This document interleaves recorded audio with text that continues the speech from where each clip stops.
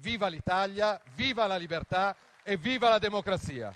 Grazie a tutti coloro che mi manderanno a processo, perché mi fate un gran regalo e io in quel tribunale, a differenza di tanti, ci vado a testa alta e con la schiena dritta. Grazie.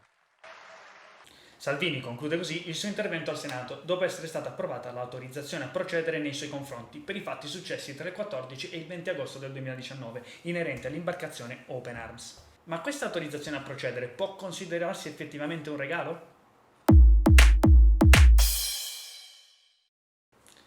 Ciao ragazzi, sono Dr. Neil ed oggi approfondiamo la vicenda politico-istituzionale Open Arms. Come premesse fondamentali sono strettamente necessarie l'interazione del diritto internazionale con il nostro ordinamento giuridico, il quadro normativo in vigore all'epoca dei fatti e il contesto politico nella quale si svolgeva la vicenda.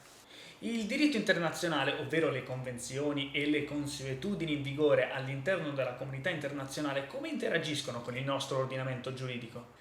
Se usiamo un'impostazione scolastica, la gerarchia delle fonti del diritto, ovvero la priorità che un tipo di legge o norma detiene nei confronti di altri tipi di norme, è il seguente. In cima ci sono i principi costituzionali, seguono il diritto internazionale e dell'Unione Europea, la Costituzione e le leggi costituzionali, le leggi del Parlamento e regionali, i regolamenti del governo e le consuetudini interne. Sia convenzioni che consuetudini sono effettivamente legge dello Stato, ma con un'importanza maggiore alla legge del Parlamento. Capita l'importanza del diritto internazionale, definiamo le norme del diritto marittimo che ci interessano da vicino, in vigore all'epoca dei fatti, ovvero la Convenzione internazionale di Montego Bay sul diritto marittimo, l'articolo 98 della Convenzione delle Nazioni Unite sull'obbligo di assistere le persone in pericolo in mare, il decreto legge 35 del 2019, ovvero il decreto sicurezza bis. La Convenzione di Montego Bay spiega che la Guardia Costiera svolge la funzione di coordinamento generale dei servizi di soccorso marittimo nelle acque di sua competenza. Contestualmente esaurisce la necessità dello spirito di collaborazione tra gli Stati aderenti a tale convenzione, al fine di individuare il cosiddetto POS, il famoso porto sicuro dove sbarcare. Inoltre Montego Bay definisce con estrema chiarezza che uno Stato non può impedire il passaggio inoffensivo nelle proprie acque territoriali, salvo in alcune situazioni. Citando il comma 2, lettera G dell'articolo 19, può essere impedito il passaggio di un'imbarcazione se la stessa sta svolgendo l'attività di carico o scarico di materiali, valuta o persone in violazione delle leggi e dei regolamenti doganali, fiscali, sanitari e di immigrazione vigenti nello Stato costiero. L'articolo 98 della Convenzione delle Nazioni Unite invece definisce l'obbligo della nazione battente bandiera dell'imbarcazione di esigere che il comandante della nave presti soccorso a chiunque sia stato trovato in pericolo in mare. Inoltre obbliga ogni Stato aderente alla Convenzione a promuovere e realizzare un servizio di ricerca e soccorso in mare. Passiamo al diritto interno, ovvero al famoso decreto sicurezza bis del ministro proponente Matteo Salvini. Con questo decreto legge vengono conferite al Ministro degli Interni tutta una serie di competenze esclusive, intrinseche di ampie discrezionalità in merito al coordinamento marittimo. Infatti, citando il decreto legge in questione, il Ministro dell'Interno, nell'esercizio delle funzioni di coordinamento e nel rispetto degli obblighi internazionali dell'Italia, può limitare o vietare l'ingresso, il transito o la sosta di navi nel mare territoriale per motivi di ordine e sicurezza pubblica, ovvero quando si concretizzano le condizioni di cui all'articolo 19,2 lettera G della Convenzione di Montego Bay appena citata. Questo provvedimento deve essere preso di concerto con il Ministro dei Trasporti e il Ministro della Difesa, proprio perché, nonostante la decisione spetta esclusivamente al Ministro degli Interni, tale dicastero non esaurisce indipendentemente il controllo del territorio e del complesso amministrativo necessario all'impedimento del transito. In più ci sono molteplici convenzioni sui diritti umani, la Convenzione universale dei diritti dell'uomo, la Convenzione di Ginevra, la Carta dei diritti fondamentali dell'Unione Europea. Queste ultime convenzioni fanno riferimento al diritto d'asilo e di non respingimento. Passiamo al contesto politico. Ad agosto 2019 l'ascesa del leader della Lega sembra inarrestabile. La capacità di acquisire consenso a prescindere dal merito si concretizza grazie al suo carisma apparentemente pragmatico. Il suo cavallo di battaglia è sempre stato il controllo dell'immigrazione, ma nell'effettivo esercizio delle sue funzioni di governo disattenderà molte delle promesse da lui sostenute. Comunque sia, l'8 agosto del 2019, consapevole dei sondaggi che lo vedono lanciato verso il 40%, minaccia la prima crisi di governo. Il premier Conte, ma soprattutto i 5 Stelle, tremano. Proprio i grillini hanno perso molta credibilità nell'appoggiare il progetto di governo con la Lega. Far cadere così precocemente il governo sarebbe un disastro elettorale e politico. Ricordiamo infatti che i 5 Stelle, il 20 marzo dello stesso anno, avevano negato l'autorizzazione a procedere nei confronti dello stesso Salvini per i fatti inerenti al caso di Ciotti, scomodando addirittura la piattaforma Rousseau con un quesito carambolesco. Ora dobbiamo ricostruire la timeline degli eventi della vicenda Open Arms. Il 1 agosto l'imbarcazione mercantile Open Arms, battente bandiera spagnola, recuperava 55 migranti a bordo di un natante di legno nelle acque maltesi. Il comandante immediatamente informa le autorità libiche e i centri di coordinamento italiani e maltesi. Lo stesso giorno, in virtù del decreto 35 appena citato, il ministro degli interni, dei trasporti e della difesa emanano un decreto interministeriale per impedire l'accesso al mare territoriale italiano. Il 2 agosto il mercantile recupera altre 69 persone su un gommone sempre in acque maltesi. Veniva inoltre fatta richiesta di POS sia a Malta che a Italia. In pari data il ministro Salvini intende definire che la competenza circa il POS spetta allo stato di bandiera dell'imbarcazione, ovvero la Spagna. Il 9 agosto vengono recuperati altri 39 migranti attraverso un coordinamento con le autorità maltesi, proprio in acque maltesi. Malta si rende disponibile ad accogliere solo questi 39 migranti. Il comandante, tuttavia, rifiuta questa proposta per timore di creare un clima di tensione all'interno della nave.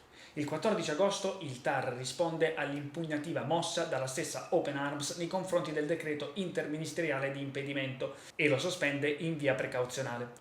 Lo stesso giorno l'imbarcazione potrà entrare in acque territoriali italiane. Qui succede una cosa interessante. Salvini chiederà di emettere un ulteriore decreto, ma non avrà la sponda degli altri ministri. Il presidente Conte, in pari data, scriverà in una missiva al ministro degli interni di far sbarcare quantomeno i minori, visto che lo stesso giorno le condizioni meteo erano peggiorate, ma soprattutto perché ormai l'imbarcazione era entrata in acque territoriali italiane e il capo del Viminale, a cui ricordiamo spetta la competenza decisionale, si stava accanendo senza possibilità di successo. Il 15 agosto Open Arms viene invitata ad avvicinarsi alla costa di Lampedusa. Sempre il 15 Salvini risponderà al premier che non considera italiana la giurisdizione competente, ma una precisa competenza dello Stato di bandiera. Il 16 agosto il premier insiste sulla necessità di far sbarcare immediatamente i minori, informa che si stava configurando una situazione di illegittimo respingimento e che alcuni stati europei si erano resi disponibili alla redistribuzione. Il 17 agosto, nonostante non condividesse l'interpretazione del premier, il ministro acconsentirà allo sbarco dei minori.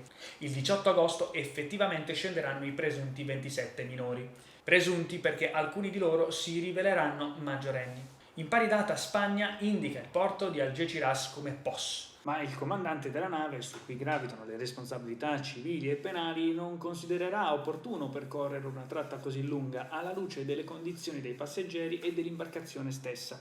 Il 19 viene richiesto alla Spagna l'indicazione di un POS più vicino. Spagna concede le Baleari, ma il comandante della nave esige sollevarsi dall'incarico e sostiene che tutti i 107 migranti a bordo dovessero essere presi in carico dalle autorità spagnole o italiane. Infine, il 20 agosto, un'ispezione della Procura di Agrigento, accompagnata dalla consulenza di 2 medici, predispone il sequestro preventivo e l'immediato sbarco. Ma quindi Salvini è colpevole dei reati di sequestro di persona aggravato e rifiuti di atti di ufficio? La Convenzione di Montego Bay sembra dare ragione all'indirizzo interpretativo del ministro, che grazie al suo decreto sicurezza si sente legittimato ad impedire l'ingresso dell'imbarcazione, nonostante questa fosse in un evidente stato di difficoltà. Ma ovviamente bisogna ricordare che le regole migratorie disciplinate nella Convenzione non fanno riferimento a situazioni di pericolo o di richiesta d'asilo. Se i migranti a bordo hanno diritto a fare richiesta d'asilo, lo Stato ha il preciso dovere giuridico di accogliere e processare la richiesta. Infatti, impedire lo sbarco dei richiedenti asilo già presenti in acque territoriali si configura come violazione delle libertà personali, come faceva notare lo stesso presidente Conte. È importante sottolineare che il diritto di richiesta d'asilo è un diritto a cui tutta la comunità internazionale si ispira nell'esercizio di una collaborazione pacifica tra nazioni che riconoscono i diritti fondamentali dell'uomo. Il secondo capo di imputazione riguarda il diniego dello stesso ministro di non indicare un POS al Centro Nazionale di Coordinamento del Soccorso Marittimo, come richiesto sia da norme internazionali sia da norme interne. Inoltre la decisione di conformarsi alle richieste del presidente Conte non arrivano in maniera tempestiva e tra l'altro bisogna precisare che tale condotta probabilmente è inficiata dalla precisa intenzione di depistare l'attenzione dell'opinione pubblica volta ad un ritorno elettorale. Prima di arrivare al voto al Senato dello scorso 30 luglio, esaminiamo velocemente qualche breve episodio preliminare.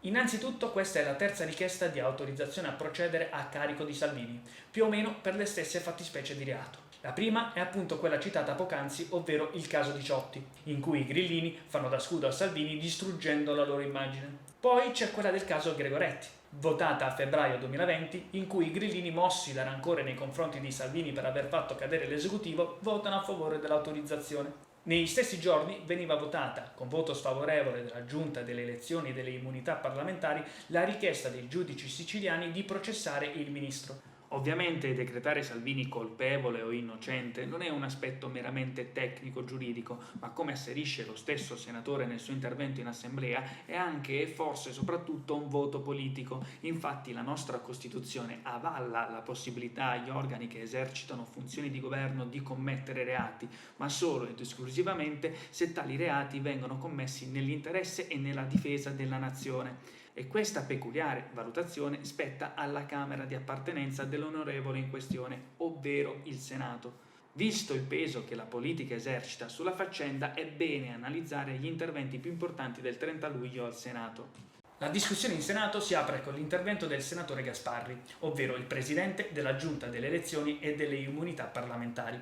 Gasparri presenta la relazione elaborata dalla Giunta, che spiega i motivi giuridico-istituzionali per i quali i colleghi senatori dovrebbero negare l'autorizzazione a procedere. L'impostazione sommaria si concentra sull'aspetto collegiale della responsabilità del governo e non del singolo ministro. Fa osservare che il comandante della nave rifiuta più volte le indicazioni di alcune post spagnoli e lo fa osservare trascurando la situazione di emergenza dell'imbarcazione e delle stesse condizioni climatiche. Segue poi la Bonino, che cerca di portare l'attenzione dell'Assemblea prima sull'aspetto ideologico, quindi se effettivamente il Parlamento si conforma a questo indirizzo di governo circa la questione dei flussi migratori. Poi ricorda che la decisione del Senato non è un voto giudiziario. Il ruolo del Senato è quello appunto di decretare se il senatore, nell'esercizio delle proprie funzioni, abbia o meno difeso un interesse pubblico preminente. Tocca a Renzi, il membro della maggioranza maggiormente atteso. Infatti tutta la stampa e l'opinione pubblica si aspettano che l'ex premier avrebbe negato l'autorizzazione a procedere. Esordisce confermando la posizione della Bonino, sia sull'errore che la politica italiana sta commettendo sulla gestione dell'immigrazione, sia sul ruolo del voto. Poi, con una fantastica piroetta delle sue, dichiara che voterà a favore dell'autorizzazione. La senatrice Bongiorno difende a spada tratta il suo leader e, riprendendo le osservazioni renziane, ricorda il grave caso Palamara,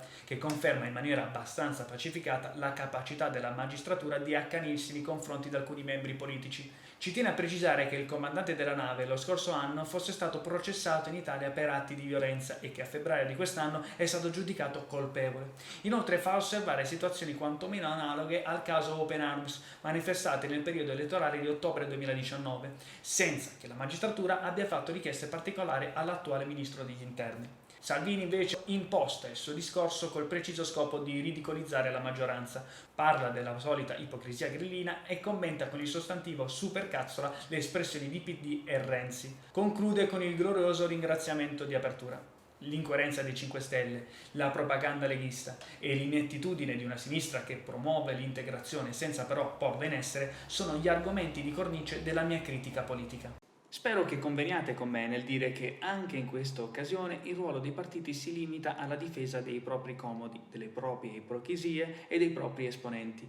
Un po' tutta l'Assemblea è conscia che chi effettivamente scarterà il regalo citato da Salvini sarà la magistratura.